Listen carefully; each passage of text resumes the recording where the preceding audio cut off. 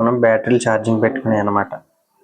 గడియారంలో వేసే battery size, అలాగే చిన్న సైజు ఉంటాయి కదా, మనం రిమోట్లో ఎక్కువ వాడతాం.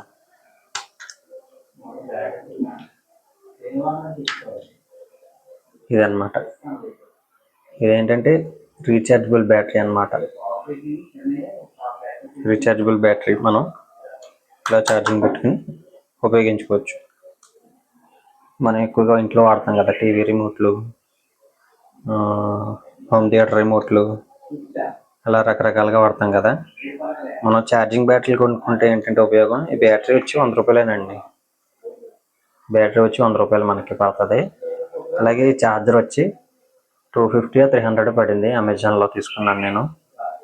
మీకు ఏంటంటే దీనివల్ల యూజ్ వేస్ట్ ఉండదండి. మెయిన్ మీరు ప్రతిసారి కొట్టుకెళ్ళి బ్యాటరీ తీసుకుని మళ్ళీ సెల్స్లో ఎక్కర్లా, రిమోట్లో ఎక్కర్లా. మీరు ఛార్జింగ్ పెట్టుకోవడం, ఇంకోండి ఇక్కడ పోర్ట్ ఉంటుంది. ఈ పోర్ట్కి మీ ఇంట్లో ఛార్జర్, మొబైల్కి యూజ్ చేసే ఛార్జర్ ఇలా ఛార్జింగ్ పెట్టుకుని మనం వాడుకోవడమే. ఇక్కడ 4 లైట్స్ ఉంటాయి కదా, ఈ లైట్స్ వెలుగుతాయి పెట్టినప్పుడు, ఛార్జింగ్ పెట్టినప్పుడు. మీకు దీని మీద ఇస్తాడు కదా ఛార్జింగ్ టైం. ఒక నైట్ ఫుల్గా నైట్ పెట్టేస్తే మీకు ఛార్జింగ్ ఎక్కేస్తుంది. ఒక నెల రోజులు వాడుకోవచ్చు. మళ్ళీ మనం ప్రతిసారి ఖర్చు పెట్టాల్సిన పని ఉండదు. మీరు దగ్గర దగ్గర 10 సంవత్సరాలు 15 సంవత్సరాలు లైఫ్ అండి బ్యాటరీ.